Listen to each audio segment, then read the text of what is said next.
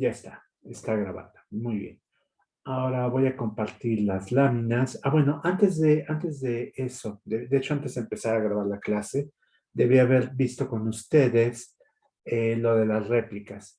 Tenemos ya una fecha para las réplicas este jueves y viernes, ¿verdad, Vladimir? Sí, así es.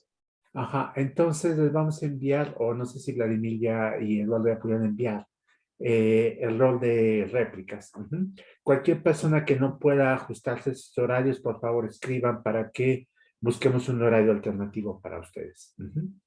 Bien. Ahora, la otra cosa es que quedan, pues 2 láminas nada más de este tema, entonces creo que podremos fijar fecha de entrega de la próxima tarea. Hoy termino con esta parte, voy a hablar un poco más sobre un tema que es parte de esto, pero que no lo voy a ver en el curso, lo dejo para mi curso de posgrado, pero voy a hablar desde todas maneras sobre eso sin valor para la tarea, por supuesto.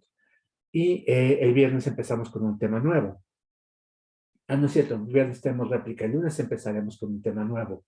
Entonces yo creo que podemos ponerle fecha de entrega a la tarea, pensando que el jueves estaré ocupado con réplicas, podríamos pensar en que el lunes podrá usarse para dudas, jueves y martes y jueves de la próxima semana también. Entonces, ¿por qué no pensar que la tarea se entregue eh, máximo el domingo a las 11:59? ¿Qué les parece? Me parece bien, profesor. Bien. Si los demás están de acuerdo, entonces déjenme anotarlo de una vez en Classroom para que quede bien esa fecha ya fija. Un momento, por favor. Estoy editando ese punto. Y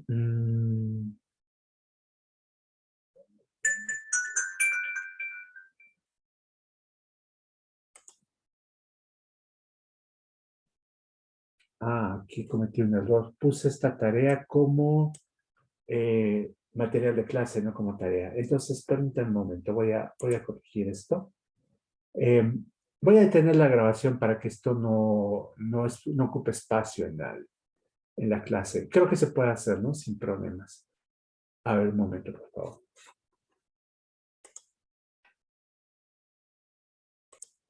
Ahí está, estamos grabando nuevamente. Ajá, perfecto. Bien, entonces les decía que voy a presentar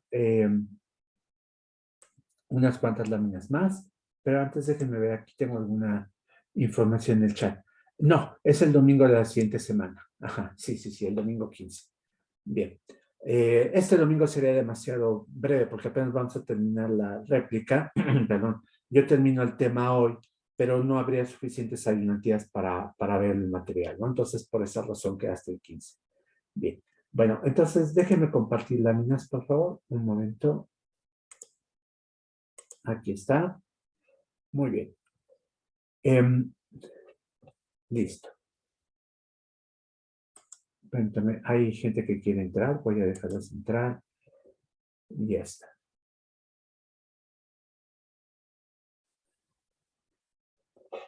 Bien, para los que acaban de entrar, acabo de fijar fecha de entrega de la tarea 3 para el domingo 15 de mayo a las 11 de la noche. Para que pues se vayan preparando de una vez. Bien. Bueno, entonces lo que me queda de ver de este tema es el segundo teorema de Rice. El primer teorema de Rice nos decía que pues no había ninguna propiedad interesante de lenguaje recursivamente enumerables que fuera decidible. El segundo teorema de Rice nos dice que incluso si agregamos un pequeño requisito más, no hay ninguna propiedad que sea siquiera semidecidible. El requisito que nos dice el segundo teorema de Rice es el de la monotonía. ¿Qué significa que una propiedad sea monótona? Vean, piensen que nuevamente estamos hablando de propiedades de lenguaje recursivamente enumerables. Esa es una restricción importante. Y vamos a decir que una propiedad es monótona si ustedes toman dos lenguajes, digamos, el lenguaje A y el lenguaje B, resulta que A es un subconjunto de B, y entonces la propiedad es monótona cuando ocurre que si A es verdadera, la propiedad es verdadera de A, entonces la propiedad también es verdadera de B. El ejemplo más simple es el de contener una cadena específicamente. Aquí en las láminas pongo el ejemplo de contener la cadena epsilon. Si A contiene a epsilon, obviamente B también la va a contener, porque es un superconjunto de A. La propiedad es infinito, por supuesto, ¿no? Porque si A es infinito, pues B también tiene que ser infinito, porque es un superconjunto. Pero la propiedad de ser finito, por ejemplo, no es una propiedad monótona, porque A podría ser finito y B, que es un superconjunto de A, podría no serlo. La propiedad de ser regular, pues lo mismo, ¿no? A podría ser un subconjunto finito regular de B y B no necesariamente ser regular. Entonces, se dan cuenta que hay algunas propiedades con cierto interés que son monótonas, pero ser regular, ser independiente del contexto, etcétera, etcétera, etcétera, son propiedades que no son monótonas. Y el segundo teorema de Rice nos dice lo siguiente: tomamos una propiedad del lenguaje recursivo enumerables no monótona, y entonces la propiedad no es siquiera semidecidible. ¿Qué quiere decir esto? Quiere decir que el conjunto, el lenguaje formado por las cadenas que codifican máquinas de Turing, cuyo lenguaje aceptado cumple la propiedad en cuestión, no es recursivamente enumerable. Ajá. Y esto lo vamos a demostrar reduciéndolo, más bien reduciendo HP a ese conjunto. Vean, aquí está el eje de la demostración. Acuérdense que no HP sabemos que no es recursivamente enumerable, entonces si lo reducimos a este conjunto, por el teorema 3.5 sabemos que dado que HP no es recursivamente enumerable, ese conjunto tampoco lo va a hacer, ¿no? Bien, entonces, ¿cómo vamos a hacer la reducción? El truco va a ser igual que antes. Acuérdense que una reducción consiste en tomar una instancia de un problema que sea candidato a estar en HP y convertirlo en una instancia de un problema que sea candidato a estar en este lenguaje. Y esa reducción la hacemos utilizando una máquina de Turing total. Es decir, una máquina que toma como entrada, aquí lo tenemos, la codificación de una máquina de Turing y la codificación de una cadena, y nos da como resultado la codificación de otra máquina de Turing tal que su lenguaje aceptado, perdón, un momento, aquí está, su lenguaje aceptado, debe pertenecer al lenguaje que codifica máquinas de Turing, o más bien lenguaje formado por cadenas que codifican máquinas de Turing, tales que el lenguaje aceptado por estas máquinas cumple la propiedad. Es decir, la propiedad del lenguaje aceptado por K debería ser verdadera. Eso es lo que vamos a tener. Vamos a ver entonces cómo podemos dar esta construcción de K de una manera que sea decidible. Bien. Bueno, observen lo siguiente. Dado que P no es monótona, es decir, esta es nuestra hipótesis, pues va a haber dos conjuntos A y B, no sabemos cuáles, pero tenemos que por definición tendría que haberlos, tales que son recursivamente enumerables. A es un subconjunto de B, A cumple la propiedad, pero B no la cumple, porque la propiedad no es monótona. Entonces debe haber al menos un par de conjuntos A y B que tengan esas propiedades. Ahora, dado que ambos son conjuntos recursivamente enumerables, hay máquinas de Turing que los reconocen, ¿no? Vamos a llamar a M sub A a la máquina que reconoce A y M sub B a la máquina que reconoce B. Bien. Ahora, ¿cómo vamos a construir esta K? Esta K la vamos a construir a partir de las especificaciones de M sub A y M sub B. Vean, va a tener 3 cintas y para cualquier entrada que le demos a B, la máquina va a proceder de esta manera. En la cinta 1 y 2 escribe a beta y en la cinta 3 escribe alfa. ¿Cuál es esta alfa? Van a decir. Acuérdense, lo que vamos a hacer es convertir una instancia, un candidato a no HP, en un candidato a este lenguaje. Entonces, el candidato a no HP, pues es la codificación de la máquina de Turing y la codificación de su entrada. Entonces, un momento, por favor, voy a admitir algo más. Ahora sí. Entonces, lo que hacemos es que en la tercera escribimos A. ¿Y qué vamos a hacer?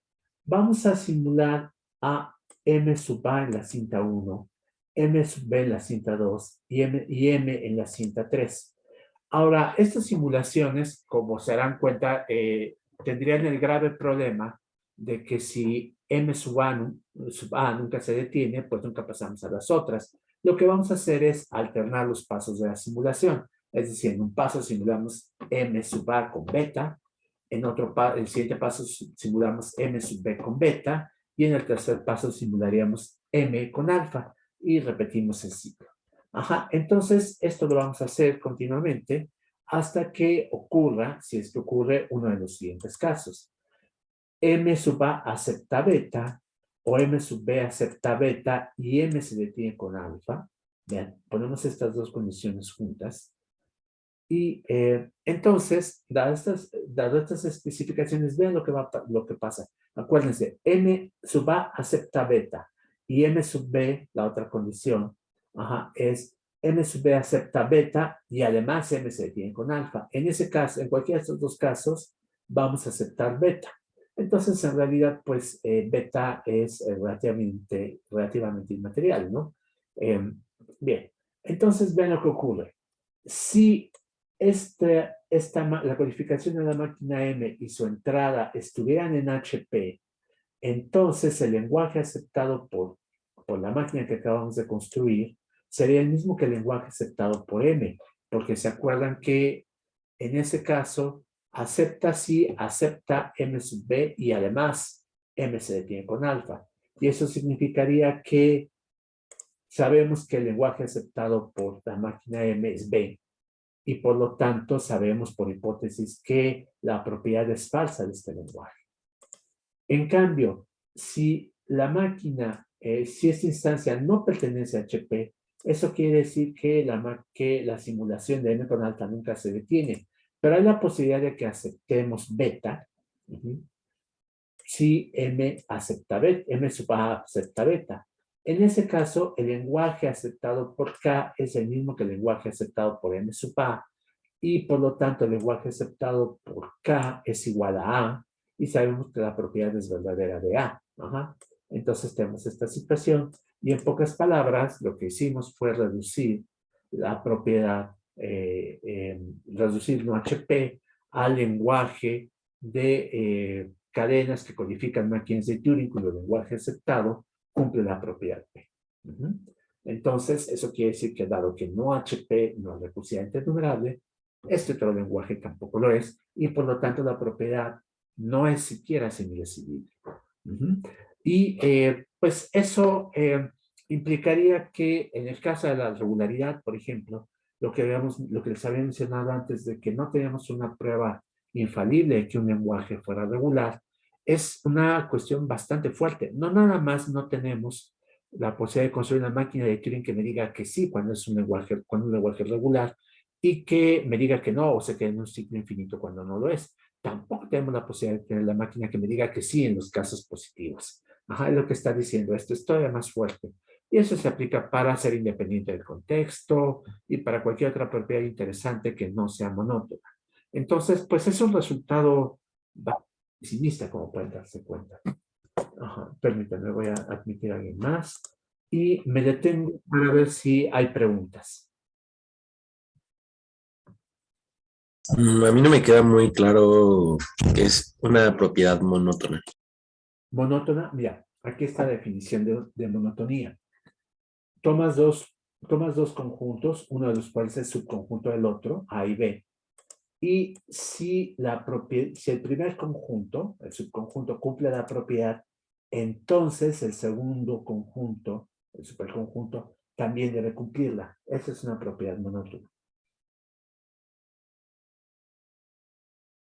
Si te das cuenta, ¿no? Entonces, tomas dos conjuntos, uno es subconjunto del otro, y si el primero cumple, el segundo también tiene que cumplir. En ese caso, la propiedad es monótona. Contener a epsilon es una propiedad monótona porque te das cuenta que dado que A sería un subconjunto de B, pues si A contiene a epsilon, B también tiene que contener a epsilon. Ser infinito también es una propiedad monótona, porque si A es infinito, dado que es un subconjunto de B, B también tendrá que ser infinito. Perdón.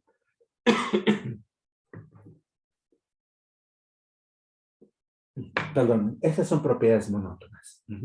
No monótonas son, pues, muchas otras más, ¿no? Ser finito es no monótona porque A podría ser finito, pero B no necesariamente lo es porque es un superconjunto. Así te quedó clara la diferencia. De acuerdo, sí. Gracias. Perdón. Bien, entonces, ¿alguna otra pregunta o comentario? ¿no? Bien, bueno, entonces este es un fin bastante pesimista para esta parte del curso. Como suele ocurrir, ya les había dicho al principio, estos resultados negativos no significa que uno tiene que sentarse pues a lamentar nuestra suerte, ¿no? Y decir, no se puede, no se puede, ¿no? Hay la posibilidad a veces de aproximar resultados que sabemos que no son computables. Les decía que Vladimir y Eduardo están trabajando en proyecto así en su doctorado, entonces pues a veces hay oportunidad de que un día nos hablen sobre este tema en la clase, si nos llegara a sobrar tiempo. Creo que les parecería interesante y es una forma de ver que, pues que aunque lo imposible es imposible, a veces no es tan imposible, perdón por todas estas eh, paradojas con la palabra imposible, pero bueno, eso pasa. Bien, si no hay más preguntas, voy a detenerme aquí y voy a presentar láminas de mi curso de posgrado, simplemente para completar ese tema, pero es lo que voy a ver a continuación, no aparece en la tarea. Entonces, un momento, por favor.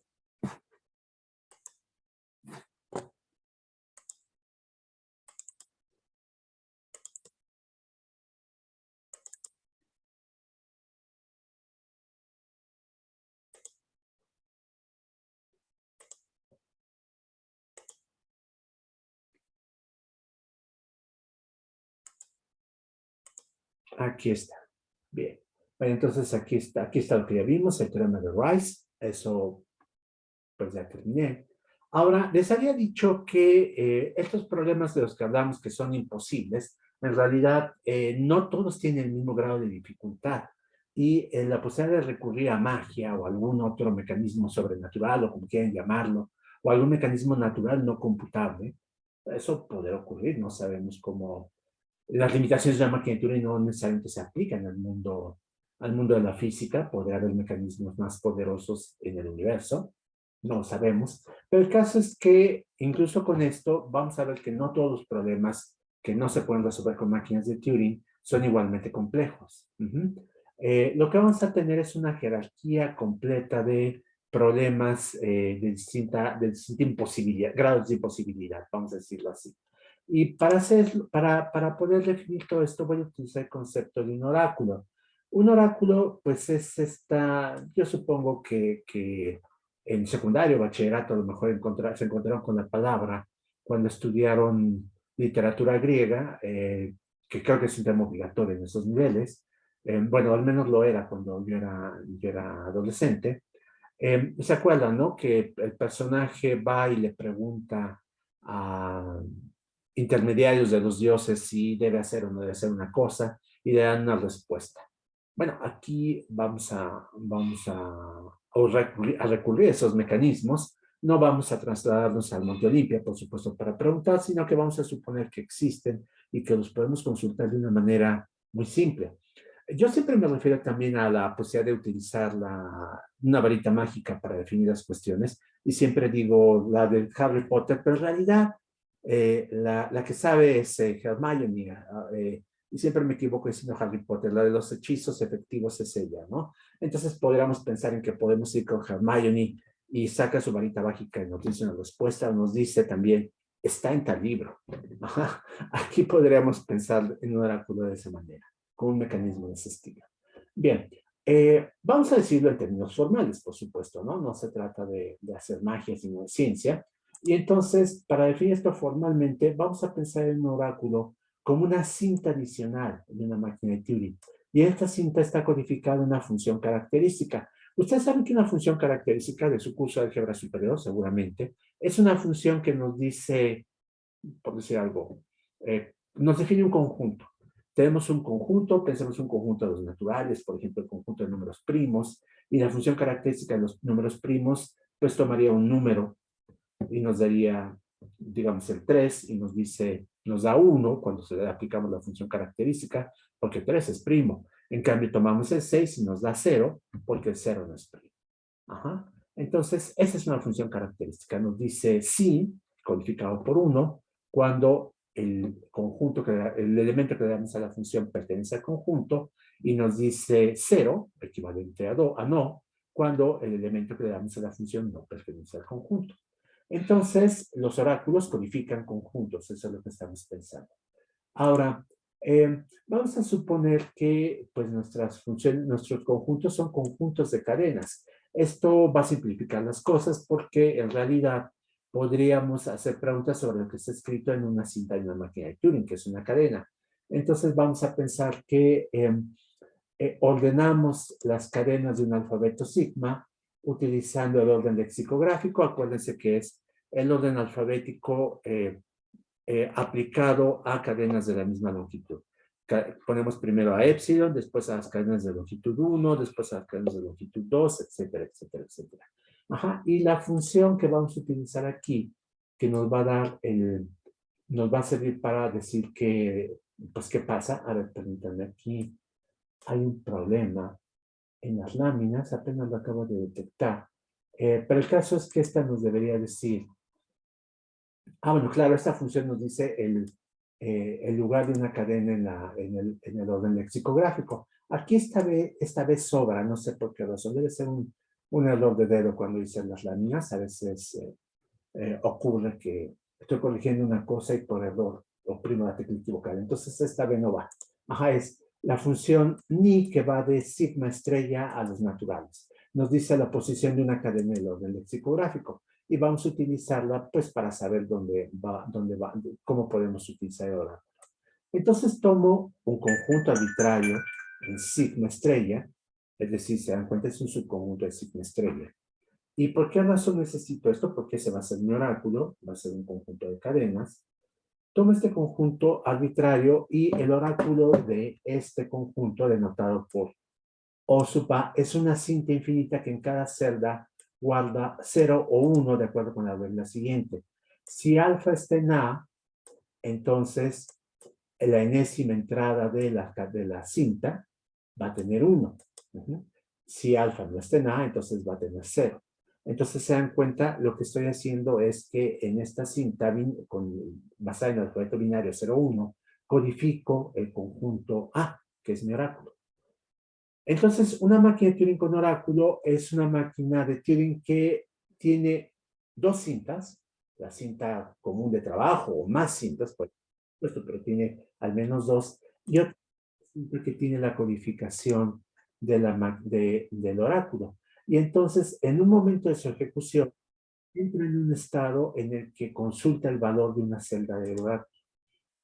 ¿Por qué razón? Pues porque hay algo que a lo mejor no puede resolver, entonces va y pregunta, alfa está en A, y entonces obtiene una respuesta de sí o no, y con base en eso, procede. Entonces, Profesor, entonces la función característica nos dice si está y regresa un 0 si no. O sea, un 1 si sí y un 0 si no. Exactamente. Y aquí la tenemos codificada en la cinta, utilizando el orden lexicográfico. Suponte que quieres consultar, tu alfabeto sigma es igual al alfabeto binario, 0 y 1. Entonces, en este alfabeto binario, la cadena 1 ocuparía el lugar 3, porque te das cuenta, epsilon tiene el lugar 1,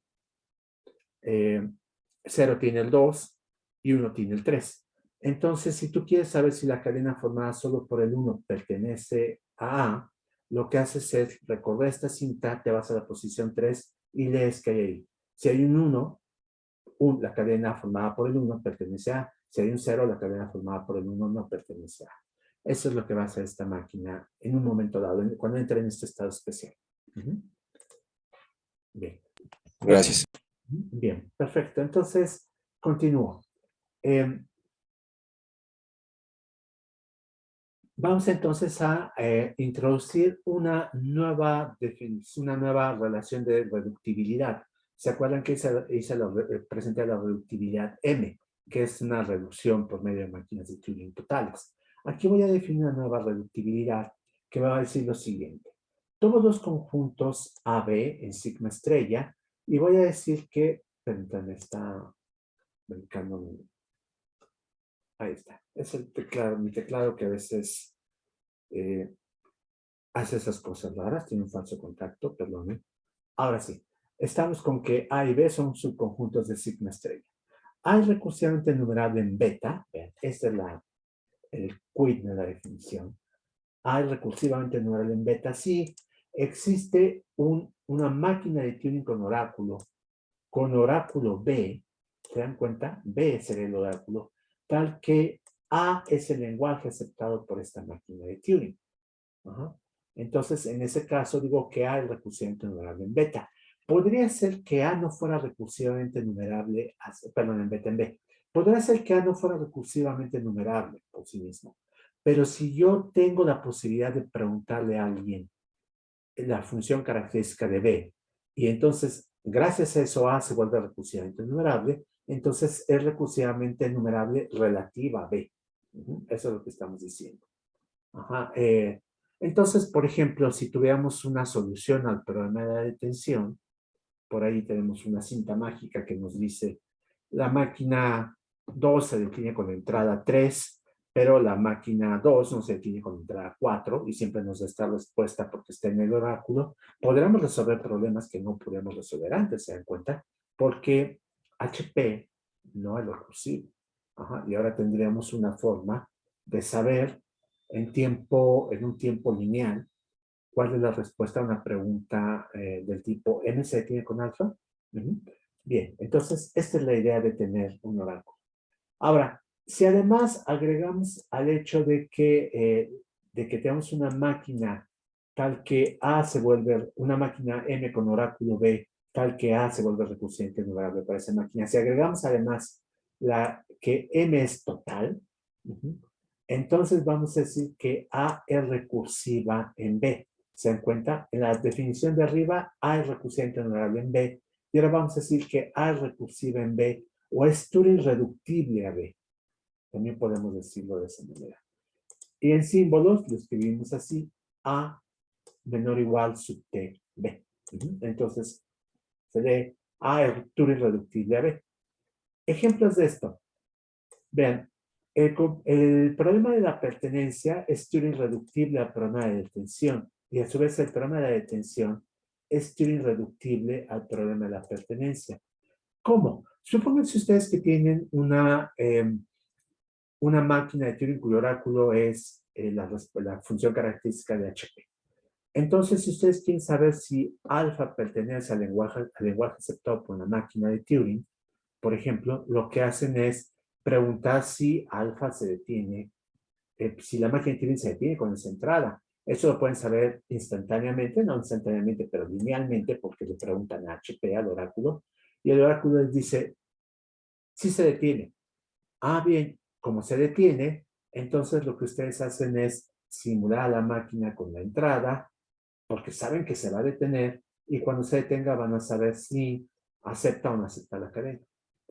En cambio, si ustedes preguntan, ¿M se detiene con alfa? Y la respuesta es no, entonces ni siquiera simulan, ya saben que alfa no pertenece al lenguaje aceptado por M. Entonces ahí está. M se puede resolver, se vuelve recursivo con un oráculo para HP. Y la inversa es muy similar. Si ustedes tienen un oráculo, permítanme otra vez mi teclado si me cosas raras. Ahí está. Si ustedes tienen un oráculo para MP, resolver HP también se vuelve recursivo. ¿Por qué? Porque ustedes supónganse que se preguntan, M se detiene con alfa, y lo que hacen es preguntarle a MP, alfa pertenece al lenguaje aceptado por M, y si la respuesta es sí, pues saben que se detiene. Si la respuesta es no, todavía no saben, pero lo que pueden hacer es construir una máquina igual a M, pero invierten estados de aceptación y rechazo. Y entonces ahora preguntan, a M se detiene, acepta alfa, y entonces si la respuesta es si lo acepta, entonces saben que la máquina original se habrá detenido rechazando. Ya tienen la respuesta. Pero si les dice no, tampoco pertenece a esta nueva máquina en la que invertiste estados, entonces la respuesta es que M no se detiene con alfa. Y por lo tanto, HP se vuelve recursivo. Ajá. Observen que HP y no HP tienen irreductibles uno al otro. ¿Por qué? Pues porque un oráculo para HP les resuelve en HP y viceversa, ¿no? Si tienen HP como oráculo, entonces si quieren saber si una máquina no se detiene con alfa, van y preguntan si se detiene con alfa. Si les dice sí, pues saben que no está en HP. Y si les dice no, saben que pues, sí está en no HP. Y viceversa, ¿no? Entonces aquí tenemos que estos dos tienen irreductibles uno al otro. Pero observen cómo sabíamos antes que no HP no es M reductible a HP. Ajá. ¿Por qué razón? Porque no HP no es recursivamente enumerable, pero HP sí lo es. Entonces, esto no es el caso.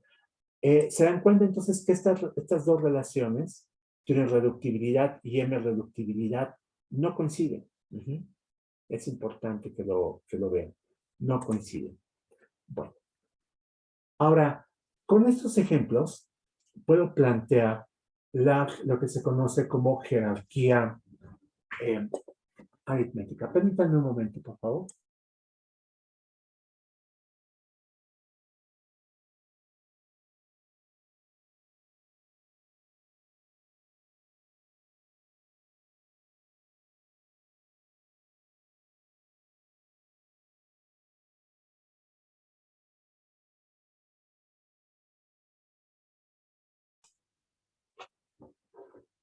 Listo, perdón, es que derramé un poco de café. Ya, listo. Bien, la jerarquía aritmética lo que hace es decirnos cómo clasificar problemas que habíamos dicho que eran imposibles para máquinas de Turing y por lo tanto imposibles para las computadoras como las conocemos. Como les prometí, no todos los problemas son igualmente difíciles. Vean cómo lo que vamos a hacer es plantear una construcción de niveles. El primer nivel, bueno, más bien aquí, el superescrito siempre es 0. Esta es una tradición, porque estamos pensando en conjuntos de cadenas. Entonces, por eso tenemos 0. Y lo que cambia es el subíndice, que en el primer caso va a ser 1 y después ese número se va a incrementar. Y vamos a plantear 3 tipos de conjuntos. Los conjuntos sigma, los conjuntos delta y los conjuntos pi. Ajá. El primer conjunto sigma es el de lenguajes recursivamente enumerables. Es sigma 1. Y el primer conjunto delta es el de los lenguajes recursivos. Vamos a tener que definimos después los siguientes niveles de la jerarquía de esta manera. Sigma n más 1 son los lenguajes que se vuelven recursivamente enumerables gracias a un oráculo en sigma n. Entonces, estos lenguajes pues, son más difíciles que los de acá en principio, ¿no? Porque necesitamos un oráculo aquí para poder resolverlos. Delta n más 1 son los lenguajes que se vuelven recursivos gracias a un oráculo en sigma n. Vean cómo el oráculo tiene que estar en sigma y no en delta. Esa es una asimetría importante. Si se dan cuenta, si nosotros partiéramos solo de delta, como son los lenguajes recursivos, cada nivel de la jerarquía no nos agregaría nada. Porque ya estaríamos siempre en el mundo de lo decidible, de lo que es recursivo. Pero al brincar a sigma, que están los recursivamente enumerables, entonces podemos aprender cosas nuevas. Y finalmente los pis son los complementos de lenguajes en sigma. Es decir, usted toma sigma n y pi n es el lenguaje, en pi n está su complemento. Bien. Voy a saltarme un momento la definición por medio de fórmulas lógicas, que eso tal vez no sea tan interesante para ustedes, pero el punto es que quisiera que observaran esta situación. Para cualquier nivel de la jerarquía, la intersección de sigma n y de pi n es delta n. Piensa en el primer nivel de la jerarquía, es decir, tenemos los lenguajes que son recursivamente enumerables. Aquí tendríamos los lenguajes que son correcursivamente enumerables. Y si resulta que un lenguaje es recursivamente enumerable y su complemento es recursivamente enumerable, ya sabíamos que el lenguaje es recursivo, ¿se acuerdan? Entonces ahí está. Ese es el punto. Son igualmente, los lenguajes que son recursivos y su complemento, perdón, recursivamente enumerable y su complemento es recursivamente enumerable, son recursivos y eso pasa a lo largo de toda la jerarquía. Nada más que aquí son recursivos con respecto a un oráculo en el sigma, el nivel sigma anterior. Entonces, estas construcciones las podríamos iterar cuantas veces quisiéramos y tenemos una jerarquía infinita, donde tenemos problemas que son cada vez más difíciles. La jerarquía se ve así. Vean, aquí tenemos sigma 1, lo tengo en azul, y tengo pi 1 en verde oscuro, y su intersección es esta figura delta 1. En el siguiente nivel de la jerarquía que contiene en sigma 2 todos los niveles previos, entonces en azul un poco más claro tengo sigma 2, en verde un poco más claro tengo pi 2, que son los complementos de lenguajes que están en sigma 2, y la intersección de ambos, de sigma 2 y pi 2, es delta 2. Y todos los niveles previos de la jerarquía están contenidos aquí en delta 2. Ajá. Pasa al siguiente nivel. Sigma 3, pues pasa lo mismo. Sus complementos están en pi 3, su intersección es delta 3 y delta 3 contiene todos los niveles previos. Y esta construcción se itera de manera infinita. Este diagrama que estoy presentando es una idea que se me ocurrió a mí sobre cómo visualizar la jerarquía aritmética. En los libros de texto aparecen otras ilustraciones. Déjenme ver si puedo compartirles una de estas típicas de textos de la materia. Un momento, por favor. Aquí hice otra ilustración, pero esta es una copia de lo que aparece en textos. Aquí está. Un momento, la presento ahora.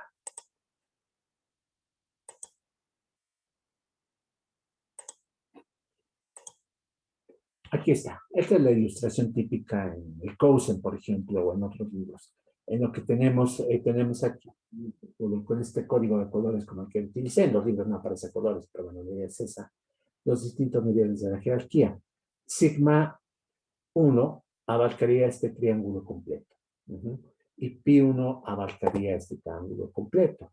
Y por lo tanto su intersección delta 1 pues tiene una mezcla de estos colores, ¿no? Y así pasa con todos los niveles. Esa es otra posibilidad de visualizarlo. Me parece que no es tan clara la idea de que un delta incluye a todos los niveles previos, ¿no? Pero si lo vemos de esta manera, todo lo que está hacia abajo siempre está incluido, entonces ahí está, quedaría claro. Ahora, jerarquía, permítanme alguien más que entra a la clase. Voy a regresar a las láminas. Un momento. Creo que dice el chat. Ajá. Bien. Parece que es una parte previa de la clase. Entonces, regreso a las láminas. Ahí están. Bien. Esta jerarquía es análoga a la que se utiliza en complejidad computacional.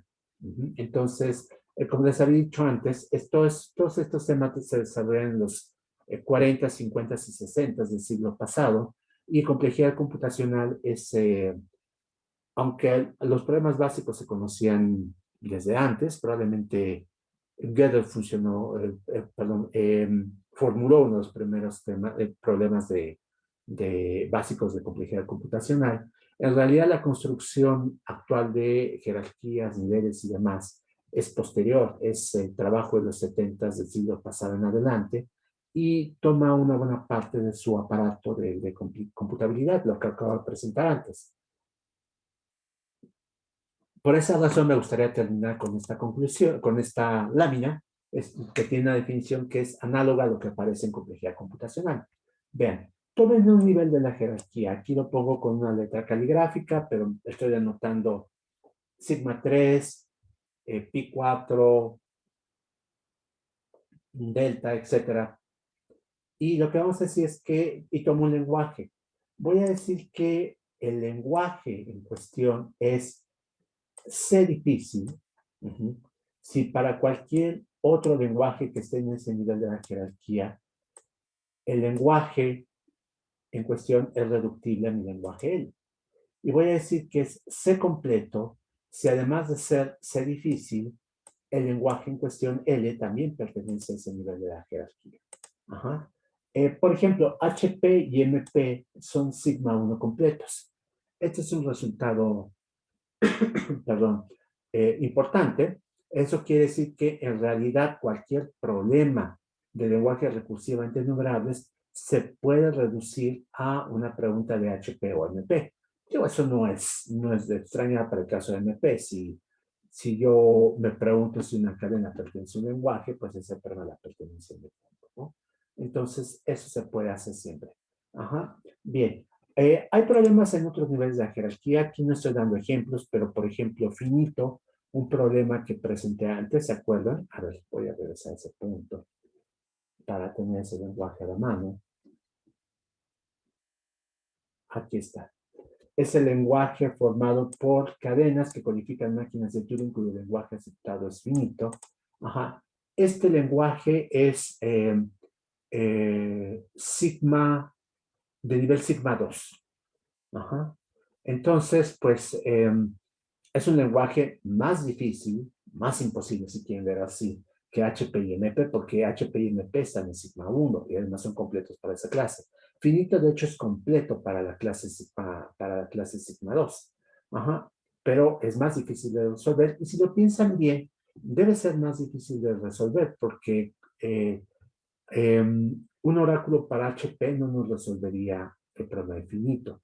Para resolver el finito tendríamos que preguntarnos, ¿existe una cadena tal que sea del mayor tamaño del lenguaje? Es decir, ninguna otra cadena va a ser aceptada.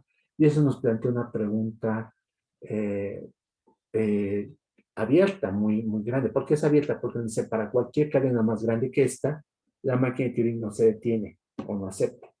Y eso pues significaría verificar un número infinito de instancias.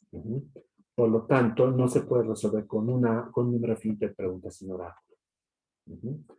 Ese es un ejemplo. Entonces, ahí está. Esta es la jerarquía aritmética. Y con esto, pues termino esta parte del curso. Ninguna de estas cosas, nada más aclaro, viene en la tarea. Así que no se preocupen, eso es, podríamos decirlo, parte de la computacional. Y ahora sí, me detengo. ¿Preguntas? Yo sí tengo, bueno, dos dudas.